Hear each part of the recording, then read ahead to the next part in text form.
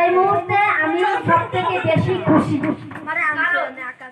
আমি অনেক অসুস্থ হয়েছিলাম, আমার বেঁচে থাকার কথা না এবং কাজ করারও কথা ছিল না, কিন্তু ঈশ্বর উপরে এবং ডাক্তাররা বিশেষ সিমোনা এরা আমাকে অনেক সাহায্য করেছে বলে আমি এখন বেঁচে আছি এবং আবার আমি কাজ করতে পারছি, তার জন্য আমি অনেক খুশি। Ha detto che lei è molto contenta più contenta di voi, perché lei pensava non stare qui, perché pensava che iba a morire.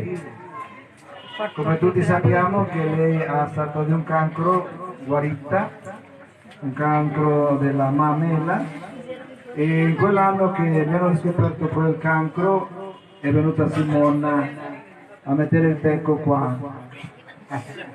come sempre, e lei è molto contenta perché Simona l'ha aiutato molto e ringrazio molto questo momento e assieme a Simona è contenta.